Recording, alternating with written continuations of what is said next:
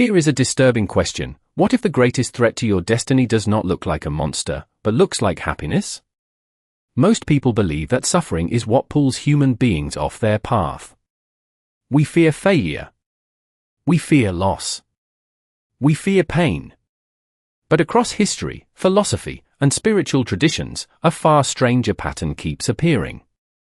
Again and again, people do not abandon their purpose because life becomes too difficult. They abandon it because life becomes too comfortable. And that raises a dangerous possibility. What if the real trap is not misery? What if the real trap is comfort? This is where the women's kingdom becomes something far more profound than a location. It stops being a place and becomes an archetype. A psychological force. A symbolic realm hidden inside the human mind. Because the women's kingdom represents a question every person eventually faces: what happens when the thing you desire most begins to compete with the person you are meant to become? Think about it. How many dreams have quietly disappeared, not because they were impossible, but because something easier came along? How many ambitions have been traded for convenience? How many journeys have ended in places that felt safe? That is the contradiction. We are taught to watch for danger when it arrives wearing the face of fear. But almost nobody teaches us how to recognize danger when it arrives wearing the face of fulfillment. And that is what makes this archetype so unsettling. Imagine a golden cage. No locks. No chains. No guards. The door stands completely open. Yet nobody wants to leave. That image may be one of the most powerful symbols of human nature ever created. Because the strongest prisons are rarely built from force. They are built from attachment. Attachment to comfort. Attachment to identity. Attachment to relationships. Attachment to the feeling that, finally, we can stop struggling. At first, that sounds reasonable. Even healthy. After all, what is wrong with happiness? Nothing. And yet that answer may be too simple. Buddhist philosophy has long warned that suffering is not only born from pain. It can also emerge from clinging. The problem is not pleasure itself. The problem begins when pleasure becomes a substitute for purpose. That distinction changes everything. Because suddenly the question is no longer whether something feels good. The question becomes, what is this comfort asking me to give up in return? A future? A calling? A transformation? A deeper version of myself? Look closely at the modern world and this symbolic kingdom starts appearing everywhere. It appears in endless scrolling that feels harmless for 5 minutes and quietly steals years. It appears in careers that pay enough to survive but slowly suffocate the desire to grow. It appears in routines so comfortable that they make change feel unnecessary. It appears in relationships where people stop evolving because certainty feels safer than truth. The forms change. The archetype remains. The kingdom never disappears. It simply learns how to wear new clothes. And this leads us to a revelation that becomes more unsettling the longer you sit with it. Perhaps the most dangerous force in life is not the thing that attacks your mission. Perhaps it is the thing that gently invites you to forget it. A beautiful garden can be more dangerous than a battlefield. A soft pillow can stop a journey more effectively than a wall. A pleasant illusion can succeed where fear fails. That is why the image remains so haunting. A throne with no chains. A door left open. A paradise no one wants to leave. But if comfort can become a trap, then an even larger mystery emerges. How do you know the difference between genuine peace and a beautiful illusion that is slowly convincing you to abandon the path you were meant to walk? The deeper question is not whether comfort can become a trap. The deeper question is why human beings are so willing to choose the trap in the first place. Because if the women's kingdom represents an archetype, then it is revealing something uncomfortable about human nature itself. It suggests that deep down, most people are not merely searching for happiness. They are searching for relief. And those are not the same thing. Relief is the desire to stop carrying the burden of uncertainty. Relief is the desire to stop asking difficult questions. Relief is the desire to arrive somewhere and finally say, "This is enough." At first glance, that seems completely reasonable. In fact, it may sound wise. Modern culture constantly tells us to seek comfort, seek balance, seek security. Yet beneath those goals lies a subtle contradiction. What if the very part of you that wants comfort is not the same part of you that wants transformation? That possibility changes the entire meaning of the archetype. Because the women's kingdom is not fundamentally a symbol of temptation. It is a symbol of completion. Or at least the appearance of completion. A place where the journey feels unnecessary. A place where growth appears optional. A place where the future quietly loses its urgency. And that is precisely why it becomes dangerous. Notice how this pattern appears everywhere in human life. A person reaches a level of success and stops growing. A relationship becomes predictable and curiosity disappears. A society becomes prosperous and slowly forgets the values that created its prosperity.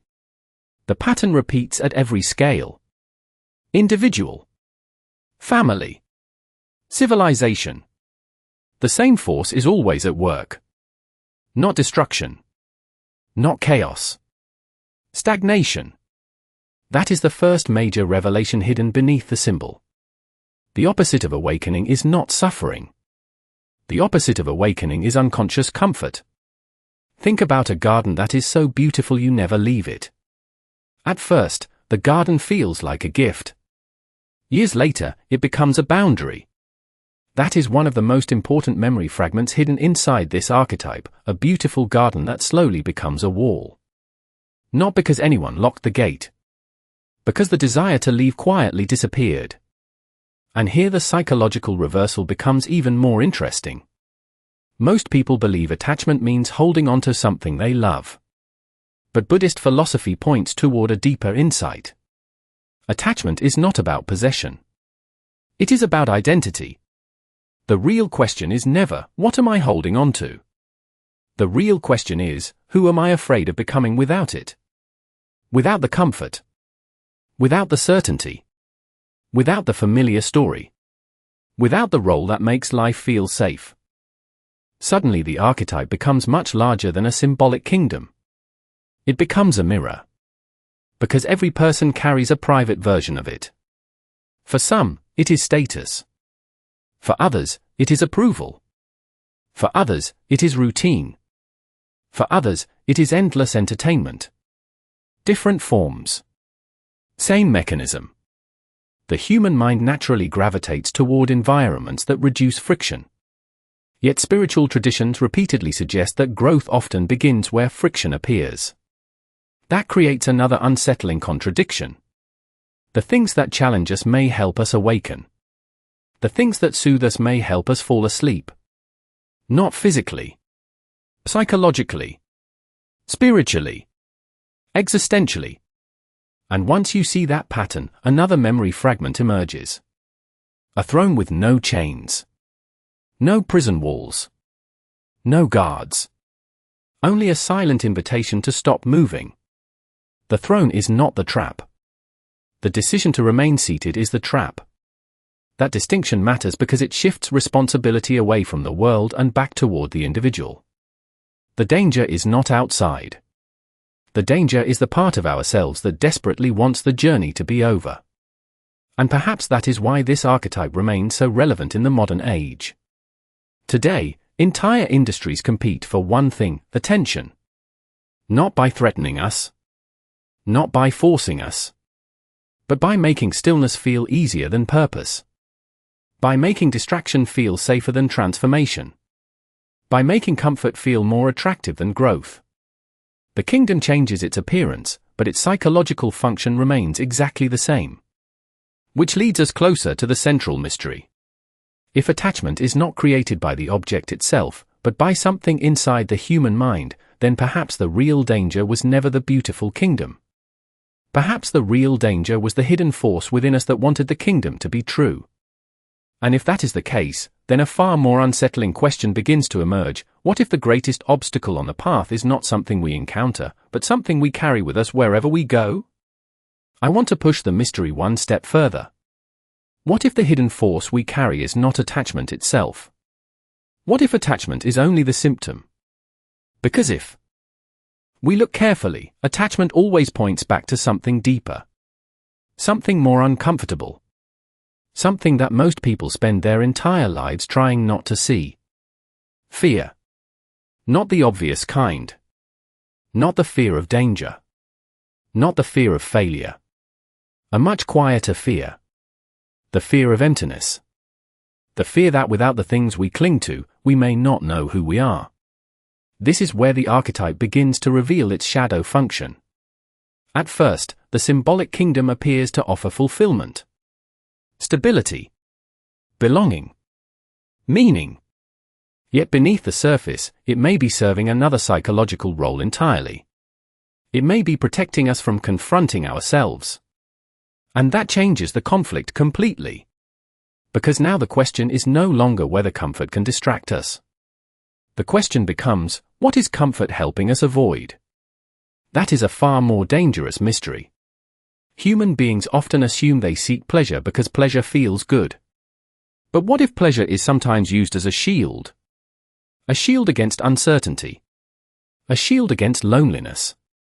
A shield against mortality. A shield against the terrifying possibility that growth requires us to let go of identities we have spent years building. This is why the archetype grows darker the deeper we examine it. The symbolic kingdom does not merely represent comfort. It represents the temptation to remain unchanged. And from a spiritual perspective, remaining unchanged carries a cost. Not immediately. Not dramatically. But gradually. Almost invisibly. Like a river changing its course by a fraction of an inch every year. One day you look back and realize you are miles away from where you intended to go. That is the first escalation. The danger is not collapse. The danger is drift. A ship can sink in a storm. But it can also disappear because nobody notices it drifting off course. That image matters because it reveals something profound about human nature. Most people do not lose their purpose in a single catastrophic moment. They lose it through thousands of small compromises. One comfortable decision. Then another. Then another. Until the original destination becomes difficult to remember. A second memory fragment emerges here. A compass buried beneath velvet. The compass still exists. The direction never changed. But something soft and pleasant now covers it. And because the covering feels harmless, nobody removes it. The deeper symbolic layer begins to appear. The kingdom is not simply a place where people stop moving. It is a place where movement no longer feels necessary. That distinction is subtle. And yet it may explain entire civilizations. History repeatedly shows that societies often struggle most not when they are weak, but when they become excessively comfortable. When survival no longer demands vigilance. When prosperity no longer demands discipline. When abundance begins replacing meaning. The pattern scales upward. From individuals to families. From families to institutions. From institutions to cultures. From cultures to civilizations. The archetype remains remarkably consistent. What begins as comfort often evolves into complacency. What begins as security often evolves into dependency. What begins as success often evolves into stagnation. And here we encounter another contradiction. Modern culture frequently treats freedom and comfort as if they're the same thing. But are they? A person can be extremely comfortable and deeply unfree. A person can possess every convenience imaginable and still be trapped by fear. A person can sit on a throne with no chains and yet be unable to stand up. That is why the image of the empty throne becomes so powerful. Not because somebody is forcing anyone to sit there. Because eventually the throne becomes part of their identity. Leaving it would require becoming someone else. And perhaps that is the real source of resistance. Transformation always demands a symbolic death. Not physical death. The death of certainty. The death of familiar roles. The death of the person we once believed ourselves to be. Buddhist philosophy repeatedly points toward this paradox. Liberation is often desired in theory, but feared in practice. People want awakening. They simply do not want to lose the attachments that define them. And suddenly the archetype becomes far more universal than it first appeared. The kingdom is not merely a test of desire. It is a test of identity. A test of whether a person values truth more than comfort. A test of whether growth matters more than belonging. A test of whether purpose matters more than security. But this revelation creates an even larger contradiction. If the deepest obstacle is not pleasure, and not comfort, and not even attachment itself, then why do human beings repeatedly build these symbolic kingdoms around their own lives, generation after generation? And what hidden force makes us protect the very prisons we claim we want to escape? Here is the revelation that changes the shape of the entire archetype. The symbolic kingdom was never designed to test desire. It was designed to expose misunderstanding. That may sound like a small distinction, but it changes everything. Because throughout human history, people have often assumed that suffering comes from wanting too much. Yet Buddhist philosophy points toward something deeper. The root problem is not desire itself. The root problem is confusion about what desire can actually deliver. In other words, the greatest illusion is not believing that happiness exists. The greatest illusion is believing that happiness can permanently solve the human condition. That is the hidden meaning beginning to emerge beneath the archetype. The symbolic kingdom represents a place where a person mistakes comfort for completion. And those two things are not the same. Comfort can soothe discomfort. Comfort can reduce anxiety.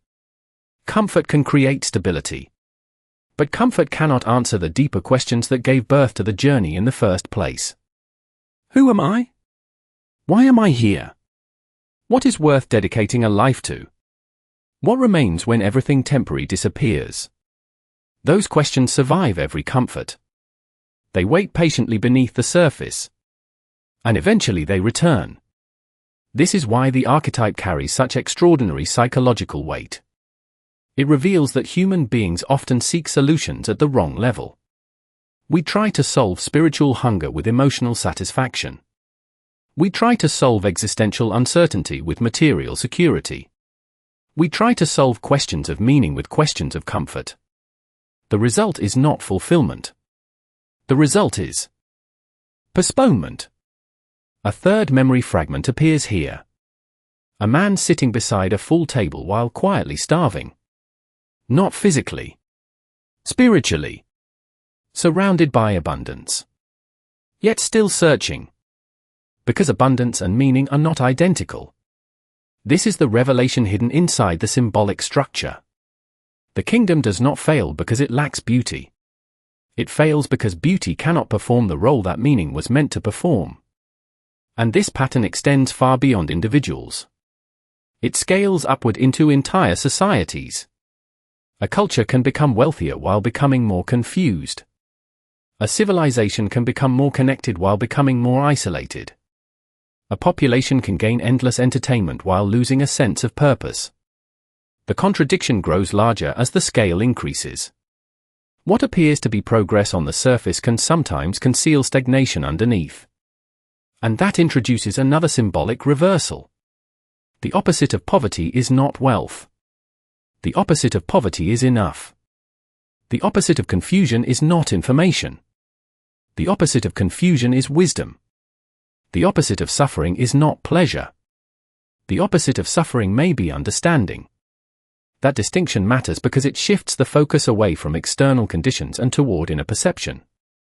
The archetype is quietly asking a question that modern culture rarely asks: what if the problem is not what we have? What if the problem is what we expect those things to do for us? This is where the spiritual function becomes clearer. The kingdom acts like a mirror.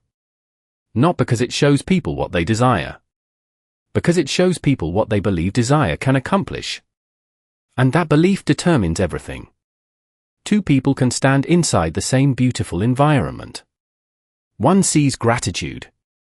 The other sees escape. One remains free. The other becomes trapped. The environment is identical. The consciousness is different. That is a profound shift in perspective. The prison was never entirely external. Part of it was created by interpretation. Part of it was created by expectation. Part of it was created by the stories people told themselves about what would finally make them whole. Another memory fragment emerges. A crystal clear lake reflecting the sky. The water appears endless. Yet the reflection is not the sky itself. Confusing the reflection for reality is the beginning of illusion. And perhaps that is exactly what the archetype has been pointing toward all along. Not attachment. Not comfort. Not pleasure. Misidentification. Mistaking temporary experiences for permanent answers. Mistaking a resting place for a destination. Mistaking a reflection for the thing being reflected. Suddenly the symbolic kingdom becomes much more than a test of character. It becomes a test of perception. A test of whether human beings can recognize the difference between what is pleasant and what is true. But this revelation opens an even deeper mystery. If illusion is not created by the world itself, but by the way consciousness interprets the world, then perhaps the most important question is no longer why people become trapped. The more unsettling question is this: what if the most powerful illusion is not believing a lie, but believing that something incomplete can finally make us complete? Before we move any further, we have to confront the deepest question hidden inside the archetype. Why does the human mind keep searching for completion in places that can never truly complete it? Because that question leads directly to the core revelation. The symbolic kingdom is not ultimately about comfort. It is not ultimately about attachment. It is not even ultimately about illusion. At its deepest level, it is about substitution. Human beings repeatedly substitute temporary fulfillment for permanent meaning. And that single mistake creates an entire chain reaction. First comes desire. Then attachment. Then the illusion that attachment can secure what desire wants. Then fear of losing it. Then suffering. Not because the object itself is evil, but because we have asked it to perform a role it was never capable of performing. This is the hidden architecture beneath the entire archetype. And once you see it, countless patterns suddenly begin to connect. People seek status hoping it will create worth. People seek relationships hoping they will erase loneliness. People seek success hoping it will answer questions of identity. People seek security hoping it will eliminate uncertainty. Yet the deeper questions remain. Because meaning cannot be outsourced. That is the revelation. The symbolic kingdom functions as a mirror showing what happens when human beings attempt to solve an inner problem through an outer solution. And this is why the archetype remains timeless. The forms change. The mechanism does not. A crown. A career. A bank account. A social media following. A perfect reputation. A comfortable life. Different symbols. The same psychological movement. The same substitution. The same misunderstanding. And here the Buddhist layer becomes extraordinarily powerful. Many people assume awakening means rejecting the world. But that misses the deeper point. The issue is not possessing things. The issue is expecting them to provide what only wisdom can provide. This is where desire transforms into attachment. Attachment transforms into dependency. Dependency transforms into fear. Fear transforms into suffering. The chain is remarkably consistent. Not because life is cruel. Because consciousness mistakes tools for destinations. A fourth memory fragment appears. A traveler carrying a map who mistakes the map for the journey. The map is useful. The map is valuable. But the map is not the destination. The problem begins when the traveler forgets the difference. And perhaps that is exactly what the symbolic kingdom exposes. Not weakness. Confusion. A confusion so common that entire civilizations can organize themselves around it. Consider how modern societies measure success. More possessions. More convenience. more entertainment, more efficiency, more consumption. Yet despite unprecedented comfort, anxiety, loneliness, and meaning crises continue to expand. Why? Because comfort and meaning belong to different dimensions of human experience. One can support the other, but one cannot replace the other. This is the scale shift most people miss. The archetype is not simply describing an individual problem. It is describing a civilizational pattern. A society becomes powerful. Power creates comfort. Comfort reduces urgency. Reduced urgency weakens purpose. Weakening purpose creates spiritual drift. Spiritual drift eventually creates existential confusion. The cycle repeats. Not only in cultures. Inside individual lives. Again and again. And now another memory fragment emerges. A magnificent ship floating in perfectly calm water. Nothing is broken. Nothing is threatening it. The weather is beautiful. Yet the ship has not moved in years. Its greatest danger is not the storm. Its greatest danger is forgetting that it was built to sail. That image may contain the deepest symbolic meaning of the entire archetype. Human beings were not merely built for comfort. They were built for transformation. Growth, discovery, awakening, meaning. The symbolic kingdom becomes dangerous when comfort stops serving transformation and starts replacing it. That is the precise moment the gift becomes a trap. Not because the kingdom changes, because our relationship to it changes. A final memory fragment emerges. A lantern sitting in broad daylight. The lantern still contains light. But it is being used for the wrong purpose. And perhaps that is the hidden tragedy the archetype has been revealing all along. Most people do not suffer because they fail to find what they want. Many suffer because they successfully obtain it and then discover that the deeper hunger remains. And if that is true, then the real question is no longer whether comfort can distract a person from purpose. The deeper question is far more unsettling. What happens to a human being, a society, or even an entire civilization when it forgets that comfort was supposed to support the journey rather than become the journey itself? Here is the consequence that echoes long after the archetype itself disappears. The greatest cost is not that a person becomes comfortable. The greatest cost is that they slowly forget what they were becoming.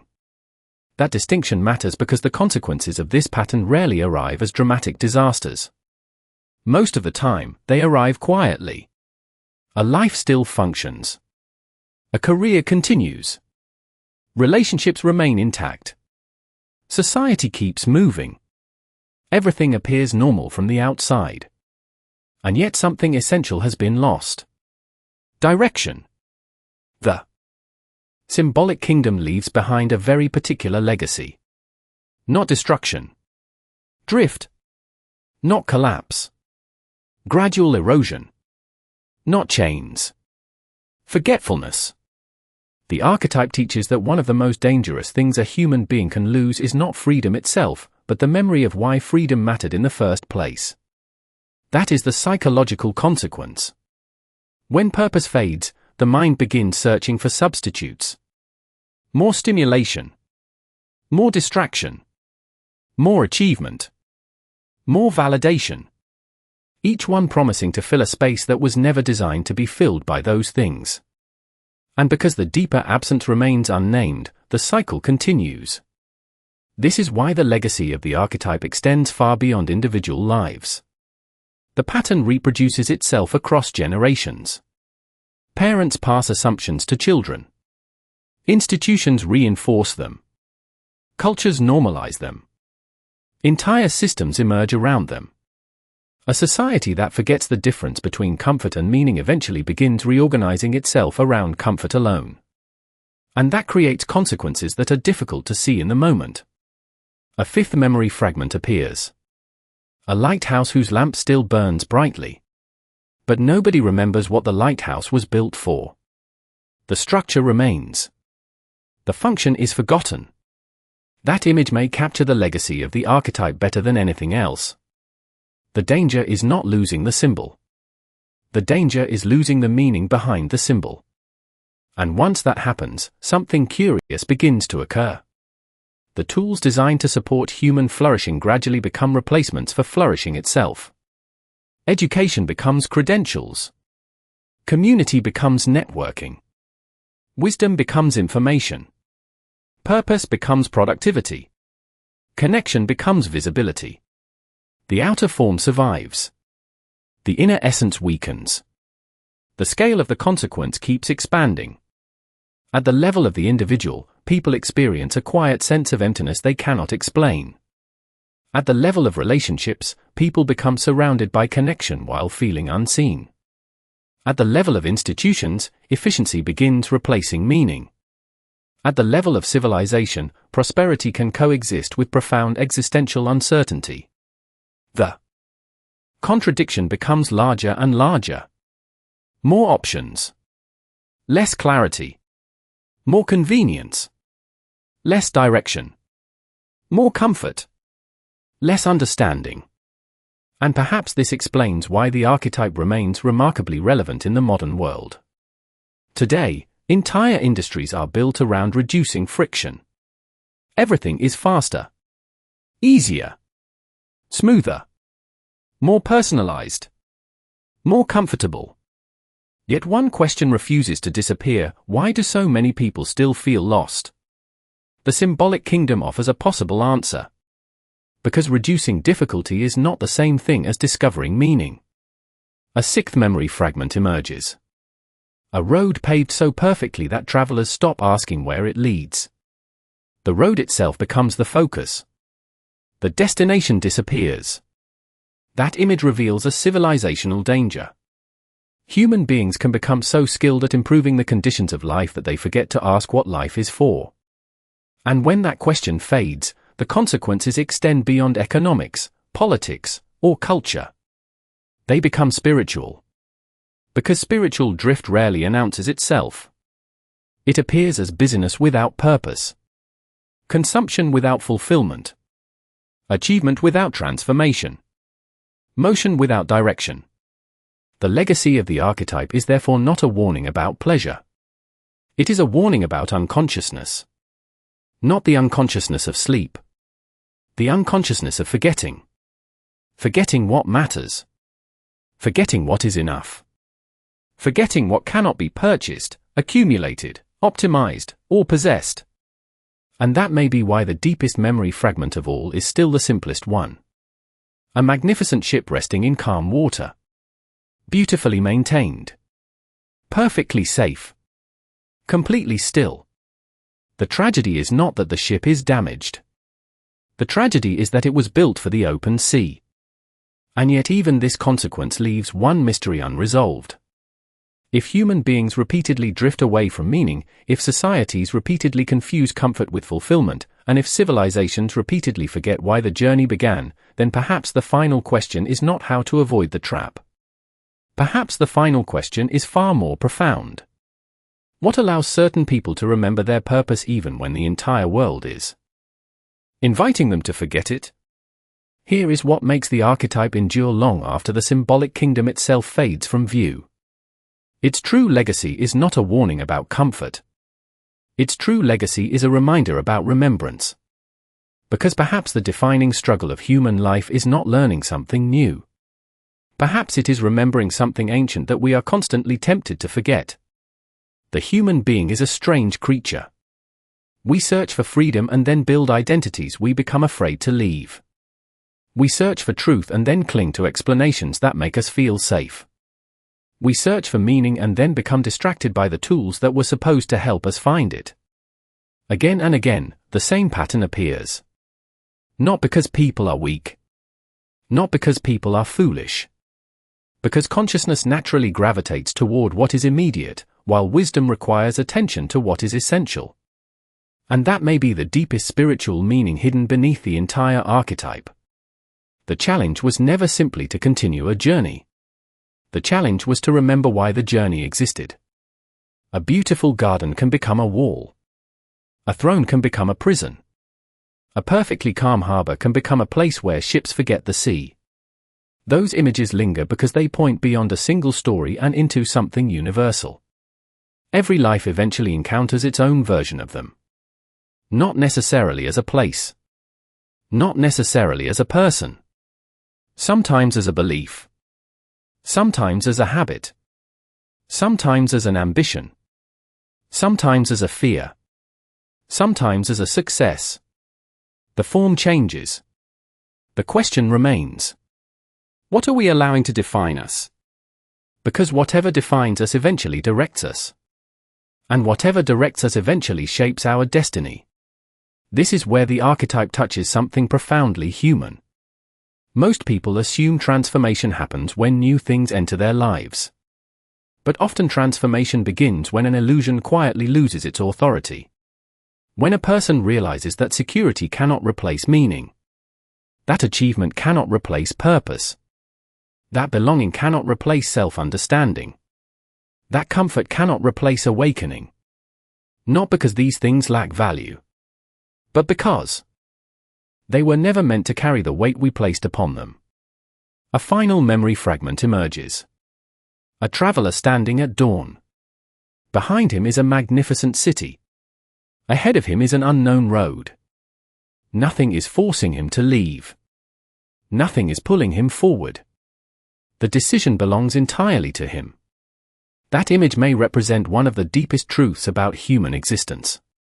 The most important choices are rarely made under pressure. They are made in moments of clarity. Moments when a person sees the difference between what is pleasant and what is necessary.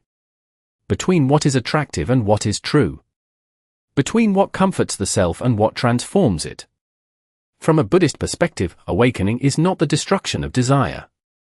It is the transformation of one's relationship to desire. Not the rejection of the world. Not the rejection of beauty. Not the rejection of happiness. But the ability to see clearly without becoming lost. To appreciate without clinging. To participate without becoming imprisoned. To love without turning love into possession. To rest without forgetting the path. And perhaps that is why this archetype continues to resonate across centuries. It speaks to a tension that never fully disappears. The tension between comfort and growth. Between certainty and discovery. Between who we are and who we might become. The symbolic kingdom was never merely a destination. It was a mirror. A mirror reflecting one of the oldest questions in human history. Not whether we can recognize a trap, but whether we can recognize ourselves inside it. And perhaps the final paradox is this: the door was never locked. The path never vanished. The horizon never stopped calling. The only thing that truly changes is what we choose to value. So when we look back at the archetype now, the question it leaves behind is no longer about a kingdom, a journey, or even a test. The question is whether a human being can move through beauty, comfort, success, love, and security without forgetting the deeper purpose that gave those things meaning in the first place. Because if meaning is not something we find at the end of the road, but something we must carry with us while walking it, then perhaps the greatest mystery was never how to escape the golden cage. Perhaps the greatest mystery is how to remain awake while the cage is still open.